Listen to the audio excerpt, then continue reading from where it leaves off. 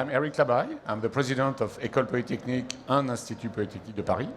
And I'm glad to welcome all of you for this workshop. I'm here with some of my colleagues that are going to be on stage also following me for this hour and 15-20 minutes. And the idea is to share some of the frontier moves we have been doing in science on some of the key societal topics. So I would start maybe a few words about Institut Polytechnique de Paris, because some of you may know or may not know, because Institut is pretty new, 3 years old, while the 5 schools that are composing the Institut have some history. Because École Polytechnique, ENSTA Paris, ENSA Paris, Télécom Paris, Télécom Sud Paris are the 5 components of Institut Polytechnique. And together we decided 3 years ago to create this institute to raise our visibility, raise our capacity of having impact, training students, more research, more innovation. And a few numbers about IP Paris before we start. It's 8,500 students, 1,000 researchers, 30 labs, based in 2 locations, mainly in Palaiseau, as you have seen on the previous chart, but also in Évry with the campus of Télécom Sud Paris. A few more also numbers, because we're at VivaTech. We talk about innovation, and we are going to talk about innovation today, obviously. We have had almost 100 startups going through our incubators at Institut Polytechnique de Paris during the last year, because we have 3 incubators in Palaiseau, in Évry, and also the Telecom Innovation Center in Paris. So 100 startups. We have 35% of the Next 40, 25% of the FT, the French Tech 120, and also a third of the unicorns that have been founded by alumni of the 5 schools, or that have been going through the incubators. So just to share, as we start, the dynamic that has been going on innovation across the schools, and now, as we are together, across also the graduate school and the doctoral school we have set up over the past few years. So having said that, what are we trying to do? Well, in fact, trying obviously to bring many solutions to the most important problems we are facing, I would say, globally. Some of these issues, we know them. It's around climate change, it's around health, it's around food, it's around data. We have many, many trends going on. And among the values of the school, I would highlight 3 values. One has been around excellence for many, many years, excellence in training, excellence in research. A second one has been around pluridisciplinarity. That has been a tradition of the engineering school, not of all universities around the world, but to really have disciplines, but working together, having a pluridisciplinary approach, and we'll show again that this is at the core of what we are doing today. And the third one has been also to be close to the industry, but also to provide the general interest. The general interest and providing solutions to society, to the economy, has been at the kernel, at the core of what we have been doing for many years, and we continue to do that. So as we set up Institut Polytechnique de Paris a few years ago, we said, there are many important issues that society is facing. How can we bring our stone to this? How can we really be an actor? How can we be relevant? And this is why we created 5 interdisciplinary centers on these issues in order to provide solutions, to push the research, to continue to move training, and also to push innovation. So let me say a word on these 5 centers, because then some of my colleagues are going to deepen some of the advances we have made on research in some of them. So 5 centers. I would start with number 1, we created 3 years ago, which is called Energy4Climate. No surprise, I would say, climate issue, energy is at the core of the challenge we are facing as a society. And we have 26 labs that got together, from physics to economy and social sciences, to say, how can we provide solutions? In the topics, there is a white book that has been, it's on the net, you can access it. White book with some of the key ideas that this center is exploring. It's around new energy production. It's around energy efficiency, huge challenge, how can we decrease the consumption? But it's also about CO2 capture, and it's about policies. So these are the topics we are working on in this center. And one interesting element also is our campus is a demonstrator. It's a living lab. Here we see the CIRTA, which is our atmospheric observation center. And this is where we get tons of data about climate. So when we see the GIEC report, people say, obviously temperature is rising. I can tell you in Palaiseau, over the past 20 years, it has been 1.5 degree increase in temperature. So it's not only in other parts of the world, we see it in our observation center in Palaiseau. And the entire campus is a living lab on Energy4Climate. So as you can see, huge dynamic, and we'll deepen one of the topic later on. Second interdisciplinary center we created, we did that with our friends at HEC Paris. It's called Hi Paris, and it's around AI and data. We know, and here I'm sure we have been talking about data over the past 3 days. So there is a mathematical or mathematics history in all our schools that is at the core of the training of the research. But beyond that, now data impacts every discipline, every topic, every sector. And we wanted to deepen, to move ahead, and continue to have the lead on AI and data. And so we created this center. And this goes from deep mathematical research to ethics, going through management approach, to social sciences, and through obviously impact in many dimensions of the industry. So this center obviously has been developing pretty well with the support of industry, the support of the government, and we have already 10 more researchers in it. We have 15 PhDs additional, and we have also training. We are developing many training based on this research, feeding the different training programs we have, and obviously we are going to continue to do that. And Marie-Paule Cani will talk about creative AI, which is one of the sliver of the domains we are looking at, because obviously AI, creative AI, big area of research as one example of the domains we are exploring. Number 3 is the CI/EDS, bottom right of the chart, and it's around defense and security.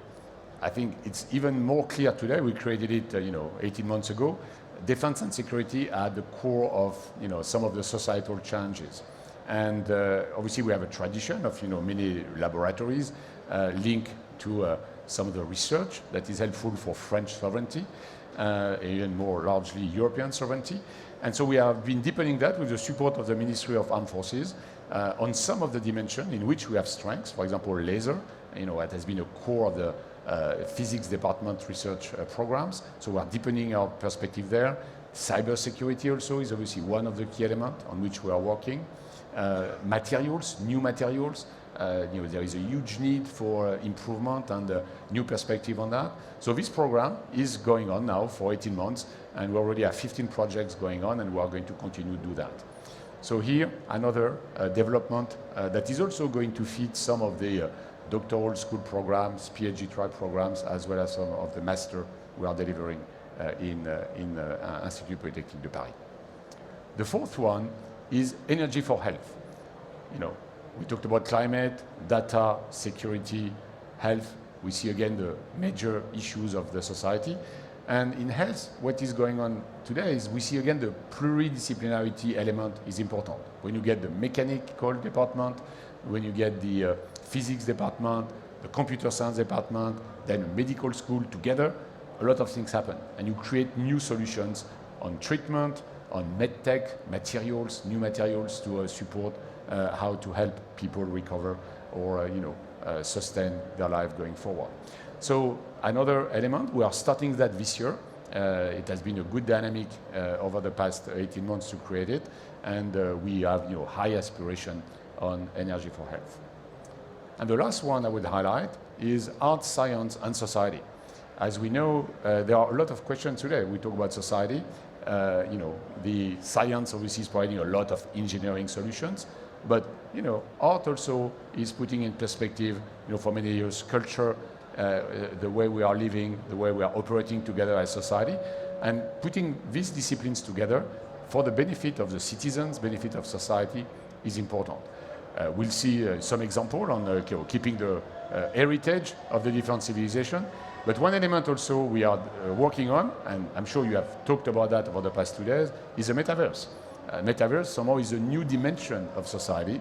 So how can we bring perspectives, either technologically or from a societal standpoint, sociological standpoint, how is the metaverse going to impact the way we live, and what can we bring to that? This is also at the core of this center. So as you can see, and I will close now on our steps forward, and let my colleagues give some perspective on each of these centers. Institut Polytechnique de Paris has been pushing in these directions. The objective, again, is to provide solutions, provide perspective to solve some of the most important questions we are facing as a society along these dimensions, move on the research, ensure that our training programs also, and all the, and when I say training programs, it's, education, we see, first education, but also executive education. We have a lot of programs around that where we can, ensure that everyone in the economy and the society benefits from these advances, new ideas that are coming out of the labs. And then obviously we create innovation, because the last element I would highlight is that we have the ambition that all our students, absolutely 100%, know about innovation, are exposed to creativity, exposed to entrepreneurship across or during their studies at Polytechnique. So that's one important aspiration, and this is where ensuring this ecosystem that has been somehow going on for some time, as I was mentioning, we already have a good track record, but we want in fact to change the scale of our impact in terms of innovation, in terms of capacity to create new companies, to bring ideas, to help also existing companies transform themselves over time. So, having said that, I obviously welcome all of you to come to our campus. This is the view of the campus today and in a few years, because we want to make sure we continue to develop it as a green campus, living, I would say, the principles we are putting in our research, also living that on the campus. And so you are obviously welcome to come, visit. And meanwhile, I'm going to let the stage to my colleagues to then take a focused approach on some of the elements I mentioned before. So thanks again for being here, for the attention. And I think it's Sylvain who is going to follow me on stage. Okay, thank you.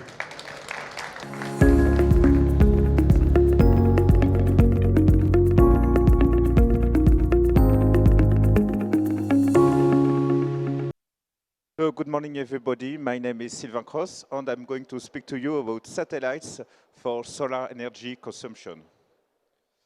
So how meteorology can help the photovoltaic self-consumption? Let's see an example. This is an example of collective self-consumption. Collective because there is at least two houses, one blue and one was supposed to be pink, but it's gray here, okay? You have two curves of consumption, blue and red, and you have a nice curve of green, which is the photovoltaic production for this nice sunny day. Now imagine you have a weather forecast at small step for the next hour, and the weather forecast tells you there will be a cloud between 6 and 9 hours. You all saw the cloud appearing? I do it again. Okay, you see the cloud. And as a consequence, there will be a drop of production. And in the blue house, there will be a big peak, and it will be nice to have this peak on the green peak. So imagine now this peak is due to a load car. Maybe you can shift your car loading because you don't take your car today, maybe. As a consequence, you consume all the surplus of the solar energy. And this is very nice because you always gain something by maximizing your self-consumption. You make greater benefit because you have a cheap electricity. You have an electricity with a price independent from the electricity market. And you have a more decarbonated energy. So to do such forecasts at very small time step, we need to track the cloud very precisely, more than the classical weather science model. At Polytechnique campus, we have a nice observatory, which is the CIRTA, a new building. We have more than 100 meteorological instruments. There is a 3 gigabytes a day of data, and all these data are supplying international climate monitoring networks. And of course, we have a complete equipment specialized for cloud and radiation observation. This is the core of our technology.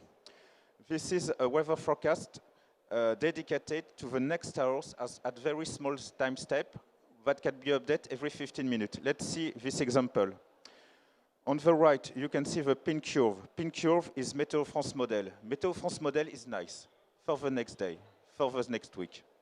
Our model is for the next hour. As you can see on the left image, on the left satellite image, there is a cloud front coming over Paris.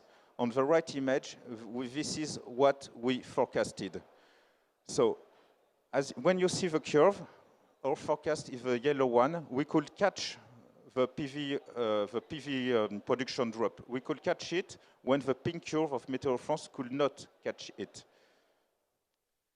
So the advantage of this forecast are very low cost to implement. We have no hardware, no instruments, and as there is 5 or 6 geostationary satellites all over the world, you can implement it all over the world, except polar areas, but it's another story. And at Polytechnique, we also have a nice PV farms on the rooftop of the DryX Innovation Center, and with more than 50 panels, different technologies, and we have a consumption electricity on the PV production electricity every second since October 2020. That means we can do what we want to assess the value of forecast.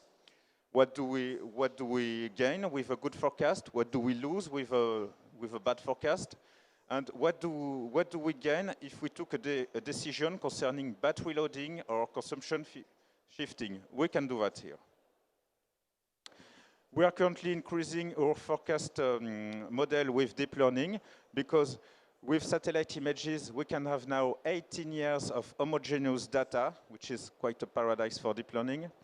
And we can improve it with synoptic data, pressure and temperature, with weather services. And we can refine it with observational data. PV production are meteorological observation data now. And at CIRTA, we have a cloud cover steps every minute and solar irradiance.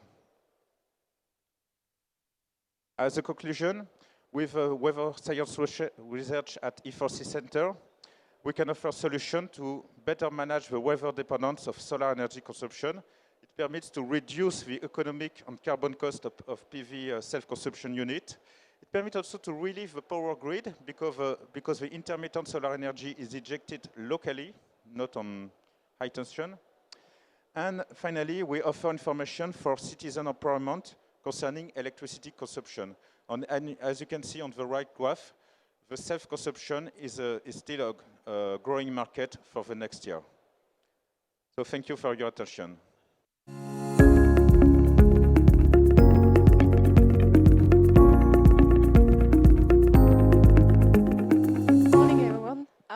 It's my real pleasure today as an academic from IP Paris and particularly Telecom Paris to give you a sense on how we are growing today, our capacity and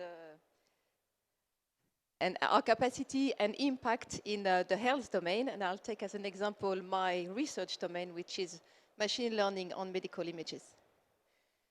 So the two initiatives that are actuality at IP Paris related to health technology are, on the one side, the Paris-Saclay Cancer Cluster, or PSCC, which was just launched recently, and which is based on the initiative which started about a year ago by 5 founding members, including Sanofi and Gustave Roussy Hospital, to join local academics, such as us and Université Paris-Saclay, to really work together on improving the translation of the excellent clinical and academic research that exists locally on the plateau of Palaiseau, to really translate that much better into new technologies and new drugs for cancer. We now have an official status as an association with governing bodies in place, and we are actively working on raising funds from French public fundings, but also from private fundings, and Sanofi again is committed to make huge donations for the launch of this initiative, and also to work on the sustainable business model so that we can then become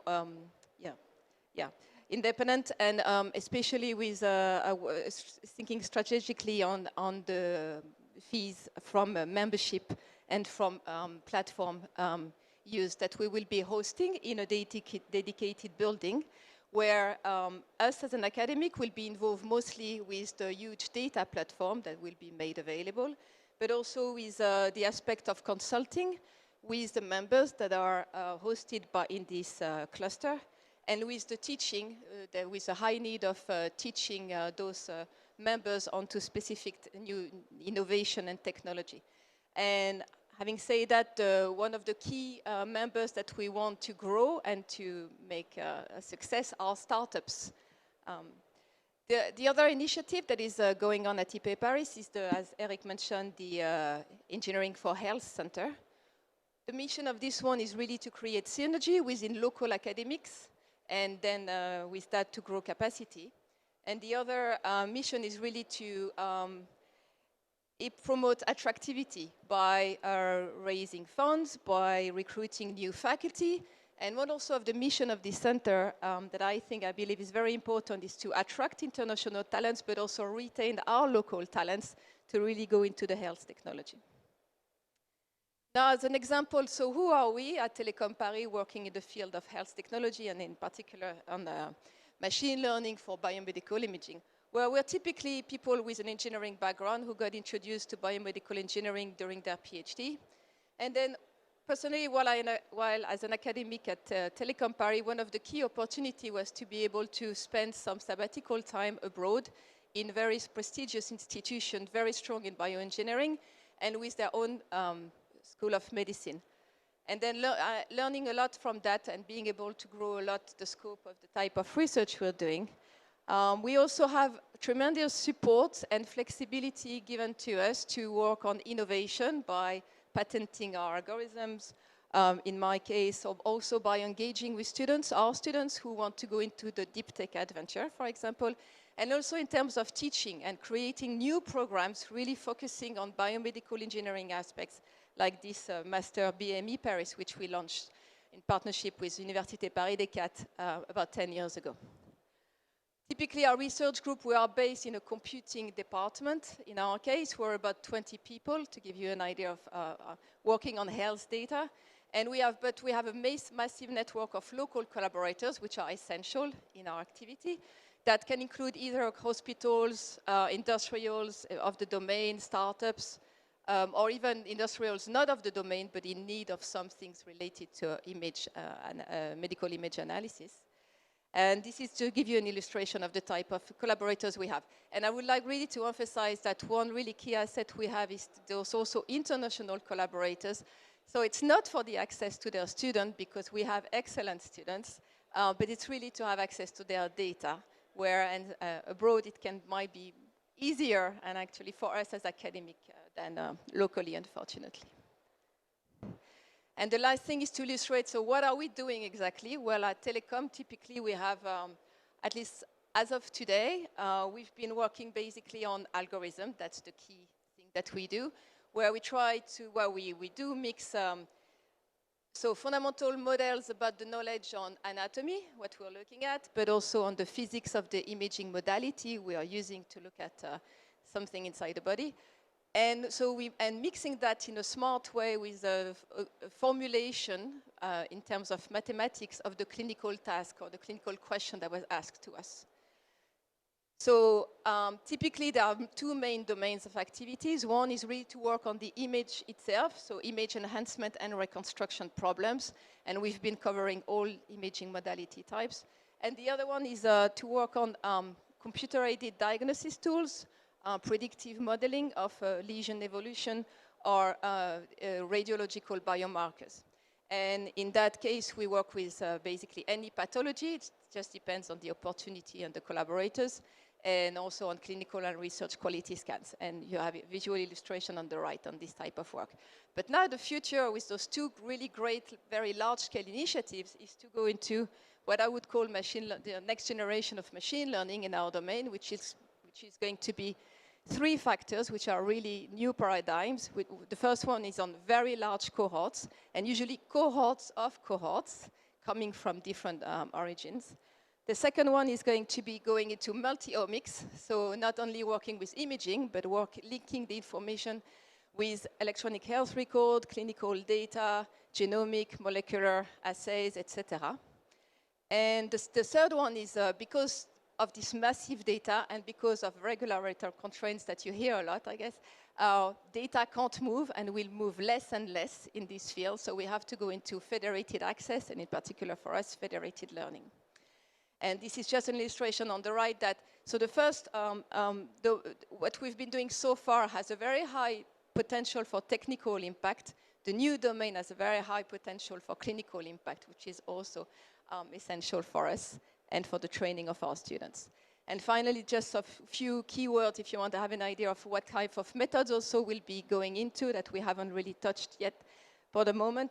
Fairer AI, causal AI, and things that clinical domain are really in big needs of, which are digital twins and synthetic control arms for clinical assays. And thank you very much.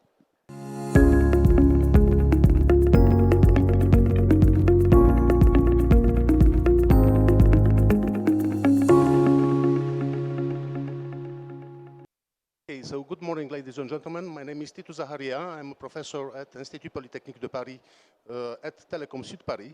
And my presentation today will concern the metaverse and what it can do for the preservation of the world cultural heritage. So actually, when preparing the slides, I got aware of how difficult it is today to speak about metaverse, because everybody's speaking about metaverse and with a lot of different perceptions. Well, for me, metaverse is a sort of teenager yet, because everybody is speaking about metaverse, but nobody is really doing metaverse. So the question is, how can we push it to a more mature era? And this teenager is also a very old teenager, because it has at least some 25 years. In 1997, Canal Plus Multimedia launched something which was called Le Deuxième Monde, with 3D modeling of Paris. But of course, this was a little bit in advance for that time. And then in 2003, we had the Second Life, which was the first real metaverse who emerged. But, well, it didn't really work, because there still are some numerous bottlenecks for a large-scale deployment. And one of the issues is the quality of the content. If we want to have immersion, we want to have high-quality content. The complexity of usage, while the general public is not made only of engineers, the lack of personalization possibilities, the limited interaction and immersion. So the question today is, what really changes since then? And well, actually a lot of things, not only the announcements made by Facebook that they are transforming into Meta, but we have more and more affordable VR immersion devices, and the general public is adopting them and using them. We have the emergence of artificial intelligence techniques for all that is 3D content creation, and I think that Professor Marie-Paule Cani will give you an exciting presentation just afterwards. We have a lot of computational power, which is supporting this. We have high bandwidth networks. We have crypto devices, because people want to make transactions in the metaverse. And we have also some more and more 3D scanning capabilities. And concerning what can be done for the cultural heritage, actually we have a tremendous and infinite field of potentialities that can deal with the wide diversity of cultural items that we can encounter. So we can have virtual museums, we can have monuments and cities, we can have historical and archaeological sites, and we can also have the captation of live performances, because this is also part of the cultural heritage, which unfortunately is lost for a great majority of performances. And here is an example of what we can do in the field of 3D capture. So this is the 3D capture studio that was built by my colleague Marius Preda, who is associate professor at Telecom Sud Paris. So here you have the platform. Is an experimental platform which is still evolving, of course, but which allows us already to do a lot of things. So these are the videos that are captured from different cameras. Here we have some master students from Institut Polytechnique de Paris, which are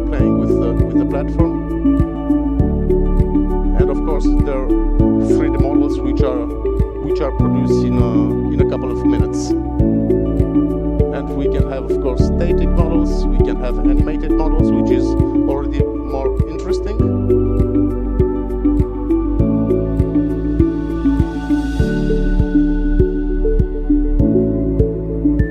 And we have the interaction devices provided by the VR.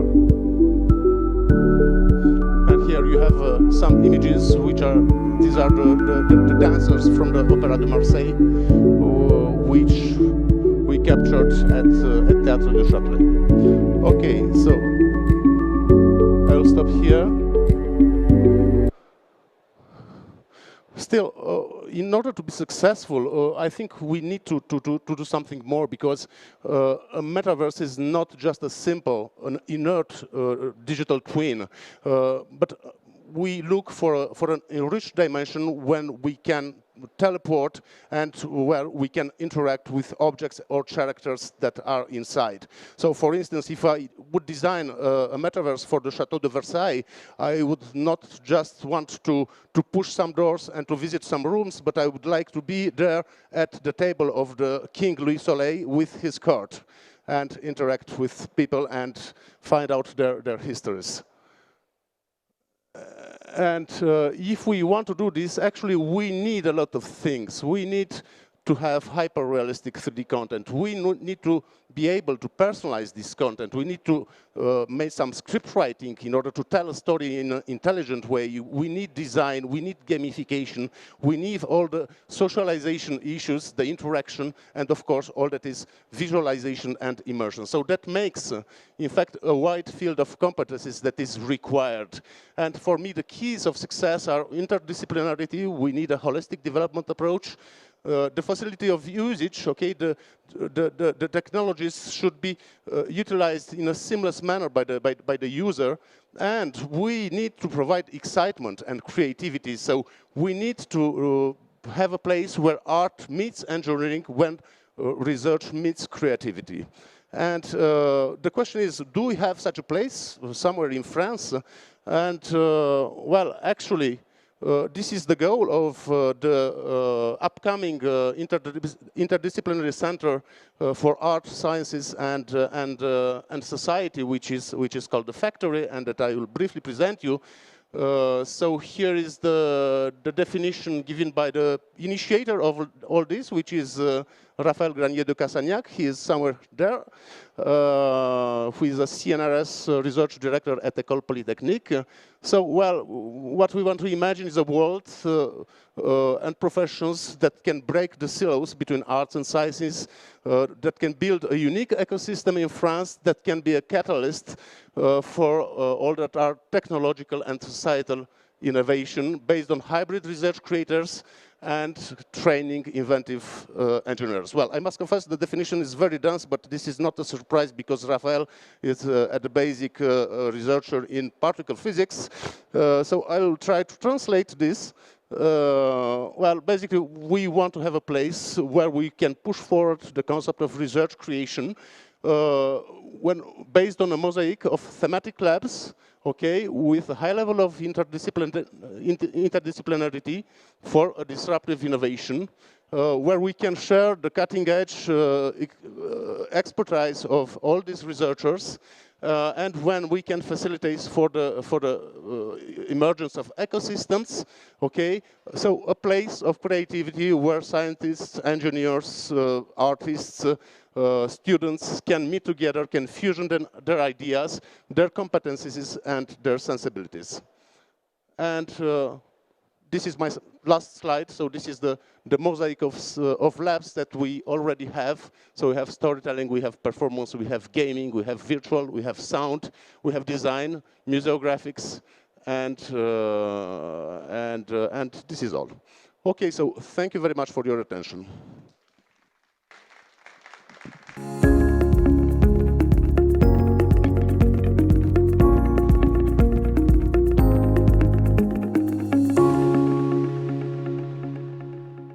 Hello, good morning. I'm Marie-Paule Cani. I will speak also about creativity. I am from the High Paris Research Center. You have already seen several applications of AI, and I will explore in my project, I'm exploring the use of AI in creative tasks.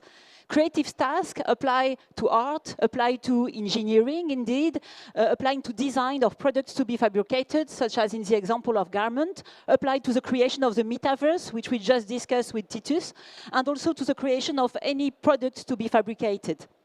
So my claim is that if you want to use AI for creation, the goal is not to have an AI that creates for us, but the goal is that the AI helps us humans to be more creative. Let me take a step back. Visual representations have always been mandatory to understand the world around us and to create. Look at these pictures from Leonardo da Vinci, and if he had had 3D, we could have understood much better what he wanted to create. Nowadays, to be able to create new things, we use interactive 3D modeling, but only students trained for 4 years in specific digital design school are able to use this complex software. And so there is a tendency, there is a trend to try to have artificial intelligence system creating for us, such as a combination of these two bikes, which is automatic. This is one of my previous work, into another bike model that was invented by the system. But is that what we want? In fact, we would like to create, but while keeping control. The designer wants to keep the control. We would like still to have a digital system to help. So could AI help us? So the idea is to start from the expressive modeling paradigm, which is smart 3D models that are controlled by gesture-based user creation.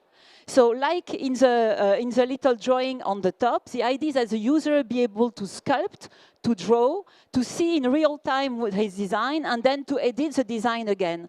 In fact, I have been working for many different roles in interactive sculpting, such as the clay model on the left. But if you want to sculpt a castle, and at each time it remains a castle, then you need to put knowledge in your model. The castle is based on rules. You can do specific gesture when you stretch it, such as clay. Some more walls should be created, some more doors should be open if you cut it. So in fact, here we combine the idea of sculpting with smart models that embed knowledge. In these 3D modeling metaphors, we should also use sketches, as was done for many centuries. But here, we want that when we sketch in 2D, 3D models are automatically created. Let me give the example of fashion design, the example of garment. So here, the knowledge we put in the models is based on developable surfaces. Given this knowledge, we can do smart copy-paste, such as on the bottom left, you see a full dress and skirt that are copy-pasted from a mother model to the little girl, and you have automatic deformation because it embeds the fact that it's a developable surface. The patterns used to produce the models are automatically modified. We can also produce these boots or this bag from a single sketch or from a couple of sketches. And in our last work, now we are able, from a design sketch, a single design sketch, to automatically transfer the sketch into a 3D model over a mannequin of another morphology. So this is an example of this creativity. But now, if we want to create not only one single object, but a full virtual world, imagine that we want to create ecosystems for the metaverse to be able to travel in the past or in the future, for instance. Here, we have nature is full of self-similar details. There are laws to be enforced, but these details are never identical, so we cannot just copy-paste the same pattern everywhere. So here, the idea is to use artificial intelligence in the form of learning instead of knowledge, but I promote light learning, which is less costly and also can be done interactively.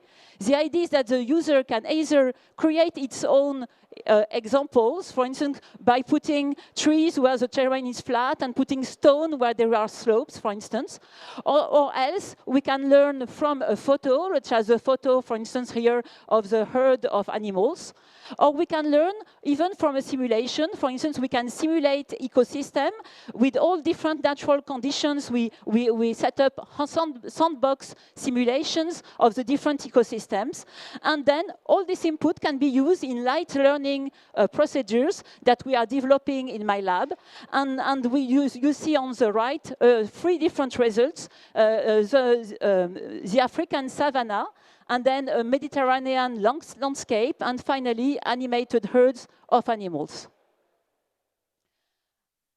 If we want to design full animated virtual worlds, we need indeed to ensure consistency between the plant ecosystems and the animals ecosystem. And so this is one of our recent projects, where the user, when in the design, can input the species they want. They input also the climate, and then we will automatically compute, given a terrain, where each species, starting from the grass and the trees, then from the herbivores, then the carnivore, we recursively implement each species depending on where their resources are. And finally, we produce a full virtual worlds that can be explored. So this can be used for the metaverse, it can be used for fun, but we did it as a prototyping systems for paleontologists who wanted to explore the valley of Totavel in France 415 million years ago. And so this can be also a tool for science, in addition to being a tool for museums and a tool for films and games. In conclusion, I would like to again stress the difference between an AI that would create automatically for us. AI is able to do that. We see a lot of faces, for instance, that are produced by an AI, but nothing new will be created if we do only that. The AI systems are only able to mimic or to combine pre-existing contents. What we want to do as humans is be creative, and we can use AI differently. We can build on AI to help us express our mental visions, and then control will be given to the users, and smart models will help interpreting design gestures, duplicating details, maintaining constraints. You could ask me, is deep learning used somewhere in your work? Yes, it could be. It can be used when we don't have the rules to implement. For instance, here, we want to be able to do automatic selection of all the shapes that look like each other, and selecting them one by one would take a lot of time. So automatically, from the scene where with many self-similar elements, we can design a neural network that will select all the little hearts, all the little dots, and so on. And this can be, because we have no clear rules, this can be based on deep learning. But in many cases, we can just learn knowledge and light examples on the fly. And in my project, I would like to extend these virtual worlds also to the mental model of other sciences. For instance, exploring biological models, the vision biologists have on their object of study would be really great and very interesting as new metaverse. Thank you for your attention.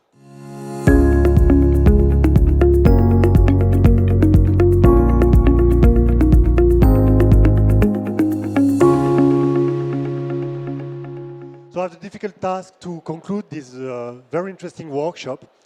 And I'll be very brief, but I'd like to give you some perspective on the future of also your relationship with Institut Polytechnique de Paris, because I think it's very important. We have many partners here among us, and I think it's very important that you understand how important it is that we strengthen the relationship between academia and the business world in general. So I think that most companies nowadays, they have 2 challenges. And the first one is that we need to scale up. We need to accelerate. As the president of Institut Polytechnique de Paris likes to say very often, we need to accelerate the development of our organizations. And in France, we like to conceive ourselves as the startup nations. But the truth is that I think that today, the challenge is not anymore to develop a lot of startups, but actually to develop the general ecosystem, the technological, economical ecosystem of France and Europe in general. So that's why I very often say that we need to switch from the startup nation to the European factory. We need to enter into a new stage and scale up our development. What does that mean? Well, we need to take back the control on our development of our supply chain, or the way we develop technology and science, and also the way we develop our activity in general. Many companies nowadays, they have been facing very difficult challenges in terms of sourcing, taking back the control on their supply chain, as I said, also having the right elements they need to develop their activity. Whether you are in, I don't know, the automotive sector, for instance, or the industry, or even actually in the digital sector, you know that today it's very difficult to keep the control in your business.